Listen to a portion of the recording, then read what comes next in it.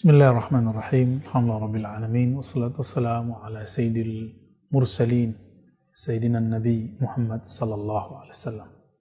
Amma ba'du, sahabat yang melakukan Allah, yang sibuk bekerja, yang suka berdoa, mungkin ada yang bertanya, kenapa jika Allah telah tahu apa saja nasib kita, Allah telah tentukan dulu di alam azali semua yang akan terjadi pada kita.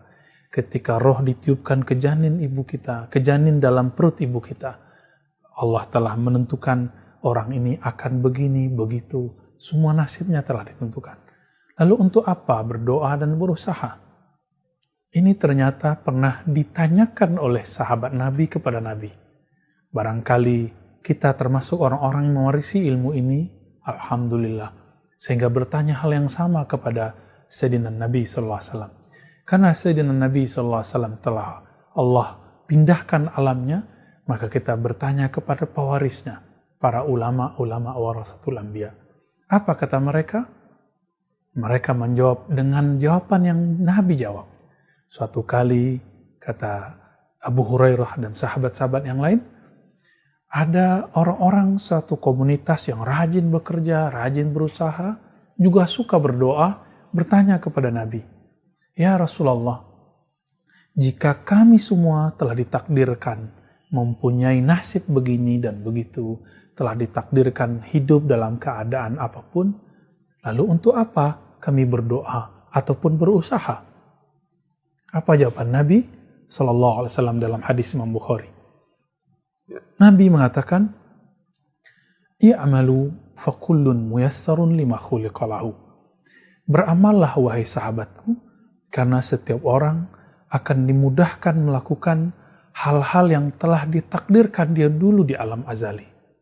Dulu di alam azali kita adalah roh, cahaya-cahaya, nur-nur yang dulu kita ditakdirkan dekat dengan siapa, melakukan apa. Nanti hal itu dengan wujud yang sedikit berbeda, itu terjadi di muka bumi ini.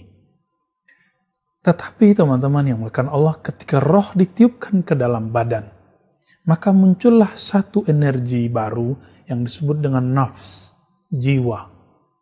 Jiwa inilah kemudian yang mendapat suatu tugas yang disebut taklif.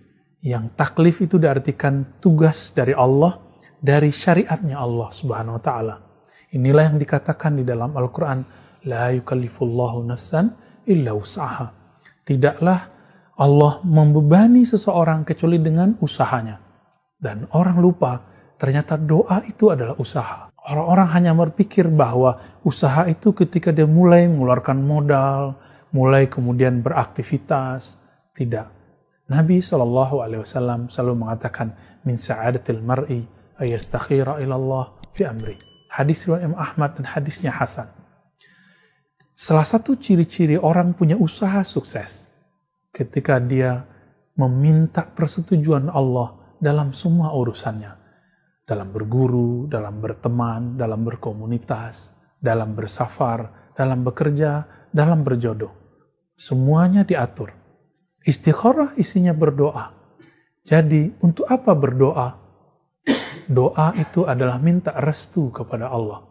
Doa itu adalah bermanja-manja kepada Allah. Bukankah sebelum kita berdoa, Allah sudah tahu? Makanya Al-Imam Abul Hasan Syazili memulai Hizb Bahar, salah satu doa yang beliau wariskan kepada murid-muridnya. Memulai Hizb Bahar dengan kalimat, Ya Alim, Ya Azim, Ya Halim. Wahai yang maha tahu, isi hatiku sebelum aku melafazkan. Wahai yang maha tahu nasibku sebelum aku diciptakan. Wahai yang mau tahu aku dengan hal-hal yang aku tidak tahu. Lalu untuk apa mengatakan ini? Supaya kita tidak berburuk adab kepada Allah, bahwa kita sedang memberitahu Allah. Kita berdoa bukan memberitahunya. Kita berdoa hanya bermanja-manja kepadanya.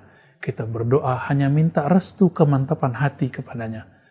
Teman-teman yang melakukan Allah, Imam Natta'illah mengabarkan kepada kita ciri-ciri doa kita, usaha kita direstui, ada lafaz yang sudah kita laporkan kepada Allah.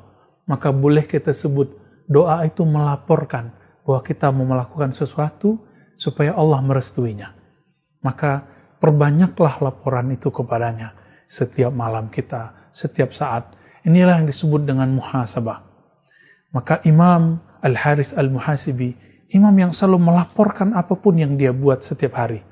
Dulu Imamuna Ahmad ibn Hanbal, murid Imam Syafi'i, pernah tidak menghargai orang ini karena menganggap Al-Haris Al-Muhasibi tidak mengajarkan hadis. Ternyata Al-Haris Al-Muhasibi mengajarkan inti dari ajaran hadis itu. Akhirnya Al-Imam Ahmad ibn Hanbal menghormati beliau, bahkan mengambil berkah dari jubah Al-Imam Al-Haris Al-Muhasibi. Sahabat yang melakukan Allah, jadi untuk apa berdoa? Berdoa adalah melaporkan keinginan kita kepada Allah, meminta restu Allah, dan yang terakhir, meminta restu kepada Allah Subhanahu wa Ta'ala. Hidup ini hanyalah minta restu Allah. Inilah yang kita baca, Allahumma inna nas'aluka ridhaka wal jannah. Ya Allah, kami meminta ridhamu, restumu. Jika tiada ada ridhonya, maka orang taat pun tidak diterima taatnya. Jika tidak ada ridhonya, maka pemaksiat akan selalu dalam gelombang maksiatnya, selalu dalam lingkaran maksiatnya.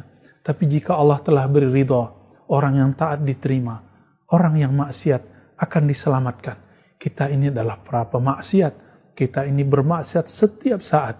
Maksiat badan dengan melakukan hal yang mungkar, maksiat pikiran memikirkan yang tidak baik, yang jorok, yang vulgar, maksiat kolbu ketika berhenti menyebut nama Allah, maksiat ruh ketika kita tidak mengenal Allah Subhanahu wa Ta'ala. Betapa banyak maksiat kita, maka semoga Allah meridhoi kita. Teman-teman yang melakukan Allah, sahabat yang aku cintai, yang kami cintai, mari berdoalah kepada Allah, melaporlah kepada Allah, bermanjalah kepada Allah, mintalah restu ridha Allah. Semoga kita termasuk yang diridhoinya dengan segala kekurangan kita.